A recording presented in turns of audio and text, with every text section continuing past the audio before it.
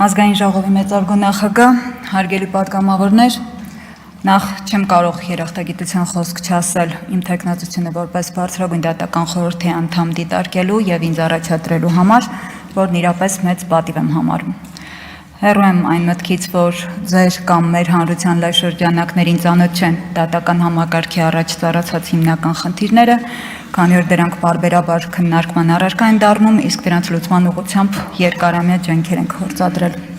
Ինչևէ, անկախ նրանից մենք դատական համակարգը համարում ենք անկախ եւ կայացած, թե դրա կայացման գործում լրջագույն խնդիրներ ենք դիտարկում, կարծում եմ միանշանակ է միայն այն, որ յուրաքանչյուրս ունի հստակ գիտակցում, որ մեր երկրի համար անկախ եւ արդար դատական համակարգը կենսական անհրաժեշտություն է։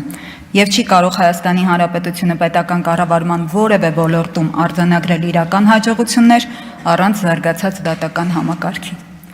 Որպես գիտակից եւ պատասխանատու մարդ, ինձ պարտավոր եմ համարում ձեզ եւ հանրությանը ներկայացնել բարձրագույն դատական խորհրդի անդամին հավակնելու իմ շարժառիթները,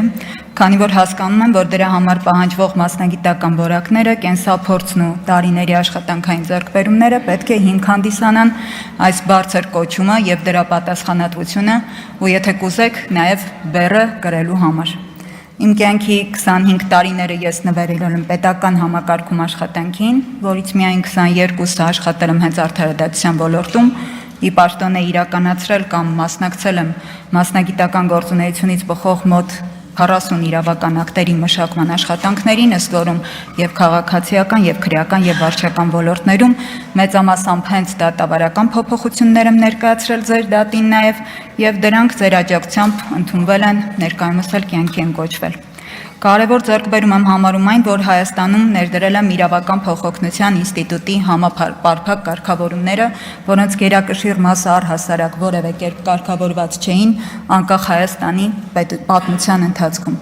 Գուցեև ոչ մեծ, բայց արժեքավոր ձեռքբերում եմ համարում նաև այն, որ իմ երկարամյա պետական գործունեության ընթացքում անկախ զբաղեցրած դիրքից, պաշտոնից եւ իրականացրած գործունեության ոլորտից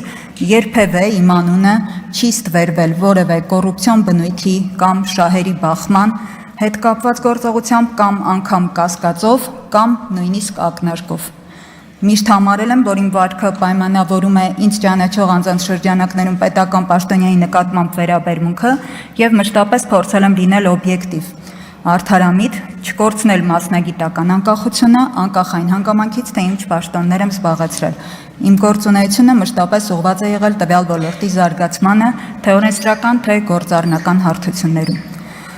Բարձրագույն դատական խորհուրդը մի մարմին է, որը երաշխավորում է դատարանների եւ դատավորների անկախությունը, ուստի նրա գործառույթների ծավալը չի կարող առաջնային եւ կարեւորագույն ազդեցություն չունենալ մեր երկրում դատական համակարգի կայացման, զարգացման, անկախության պահպանման համար։ Բարձր եմ գնահատում այս մարմնի նշանակությունը մեր երկրում իշխանություններից մեկի դատական իշխանության կայացման եւ զարգացման համար եւ դրա մասը կազմելը մեծ պատիվ ու ահռելի պատասխանատվություն եմ համարում։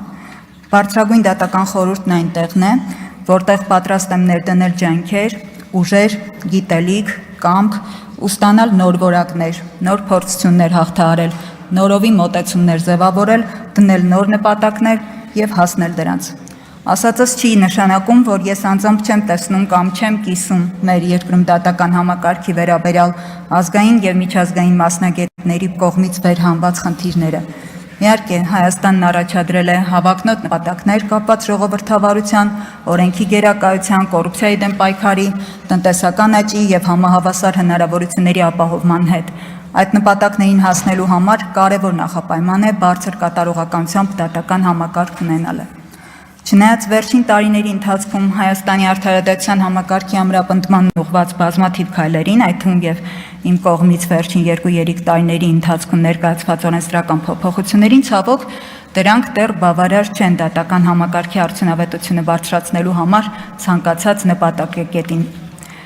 Դատական համակարգի նվազ արդյունավետությունը հանգեցնում է երկրի հետընթացի առաջադրած նպատակներից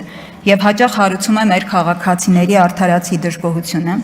եւ այստեղ խնդիրը միայն դատավարական ժամկետների խախտումները չեն ամենևին, այլ դատական ակտերի որակը։ Մտահոգիչ են նաեւ արդարադատության մատչելիության ապահովման ցուցանիշները, Չեմ կարող չխոստովանել, որ վերջին շրջանի օրենսդրական որոշ փոփոխություններ կարող են հանգեցնել մատչելիության, քաղաքացիների համար արդարադատության հասանելիության խնդրի խորացմանը, ուստի առկա են բարեփոխումների եւ արդարադատության մատչելիության ապահովման բալանսավորման խնդիրներ։ Մարտահրավերը նաև դատավորների մասնագիտական որակական հատկանիշների բացացման, պարբերաբար որակյալ կրթական ծրագրերի, առարկայական եւ ոչ ձևական վերապատրաստումների ապահովումը։ Խնդիր է դատական համակարգում մարդկային ռեսուրսների կառավարումը, որակյալ կադրերի ներգրավումը։ Սա վերաբերել է ոչ միայն դատավորներին, այլ նաև դատական համակարգի ողջ աշխատակազմին։ Խորին համոզմունք ունեմ, որ դատական համակարգի արդյունավետությունը գրեթե անհնար է բարձրացնել, եթե դատական համակարգի բյուջետավորումը ծառայեցվի միայն աշխատավարձային ֆոնդին եւ բավարար գումարներ չհատկացվեն զարգացման ծրագրերի իրագործմանը։ Վերջին տարիներին դատական համակարգում բազմաթիվ օրենսդրական փոփոխություններ են կատարվել, քրեական օրենսգրքում դատավարության օրինակ 2023-ին ներմուծվել է արագացված բարույթներով դատավարության կարգն ու պայմանները, լրացվել են օրենսգրքում համաձայնությամբ տուգանք նշանակելու վարույթները կարգավորող գլուխները 2024-ի սկզբին։ Ավելորդ չէ հիշել նաև, որ քաղաքացիական դատավարության օրենսգրքում փոփոխություններ են կատարվել, մինչև 2 միլիոն գումարի բռնագանձման պահանջով կարգադրություն արձակելը գործառույթը տրվել են նոտարներին, օրենքով պարտադիր հաշտարարության դիմելու պահանջներ են սահմանել, արբիտրաժի մասին օրենքում փոփոխություններ են կատարվել եւ ըստ ՊԴԽ պաշտոնական վիճակագրության այս եւ այլ փոփոխությունները որոշակիորեն հանգեցրել են քաղաքացիական եւ քրեական գործերով դատարանների բեռնաթափմանը։ Սակայն բեռնաթափումը մեր հիմնական նպատակակետերից չէ, քանի որ դա նպատակ չուներ ամենևին ծանրաբեռնվածության նվազեցումը դատական համակարգում, պետք է բերեր մի հանգրվանի, մի վիճակի, որը հնարավորություն կտա քանակից անցում կատարել որակի, նկատի ունեմ դատական ակտերի որակի եւ արդարադատության որակի բարձրացմանը։ Իրականացված բարեփոխումների արդյունավետությունը գնահատելու համար ճշգրիտ եւ արժանահավատ մոնիտորինգային հաշվետվությունների կենսական անհրաժեշտություն կա։ Սա արձանագրել է բազմիցս ինչպես պետական մարմինների, այնպես էլ միջազգային կառույցների կողմից։ Գաղտնիք չէ, որ դատական համակարգի գործունեության թափանցիկության եւ հաշվետվողականության տեսանկյունից հիմնակարային նշանակություն ունի հանրության համար հասանելի դատարանների գործունեության վիճակագրության հրապարակումը։ Բարձրագույն դատական խորհրդի կողմից գործունեության մշտադիտարկման իրականացման կարգերն անհրաժեշտ են ոչ միայն գործերի քննության ողջամիտ ժամկետների պահպանման նկատմամբ, ինչպես հիմա է, այլ բազմաթիվ ուղղություններով հանգամանալից եւ բազմավեկտոր վիճակագրություն իրականացնելը անկախ եւ արդյունավետ դատական համակարգ ունենալու նպատակին հասնելու ճանապարհն է։ Գտնում եմ, որ բարձրագույն դատական խորհուրդը պետք է բացառի այն դեպքերը, երբ դատարանների գործունեության որևէ ասպեկտով վիճակագրություն չի վարվում։ Ասածս թվերի մասին չէ, այլ գործունեության գնահատման մասին է, սխալները նկատելու, տեսնելու, վերհանելու մասին է, անգամ իրավական ակտերում փոփոխությունների կատարման հիմնավորվածությունը բարձրացնելու մասին է։ Մոնիտորինգի եւ վիճակագրության կազմակերպումը կբարձրացնի նաեւ դատարանների գործունեության թափանցիկությունն ու հաշվետվողականությունը։ Մենք բացասական ենք հաճախ դիտարկում դատարանների գեշ ծանրաբեռնվածությունը, բայց մյուս կողմից քիչ թվով դատարաններով եւ հայցերի տարեցտարի աճող քանակով ուզում ենք զարգացնել դատական համակարգը եւ հասնել դատական իշխանության իրական անկախության ու արդյունավետության։ Արդյոք մենք կարիք չունենք վերանայելու մեր մոտեցումները։ Դատարանների գեշ ծանրաբեռնվածությունն այո խնդիր է, բայց մյուս կողմից այն կարող է վկայել նաև հասարակության իրավական գիտակցության բարձրացման մասին, օրինակ, սեփական իրավունքների պաշտպանության համար դատարան դիմելը նույնպես քաղաքացու վստահության նշան է, իսկ այդ վստահությունն անգին է։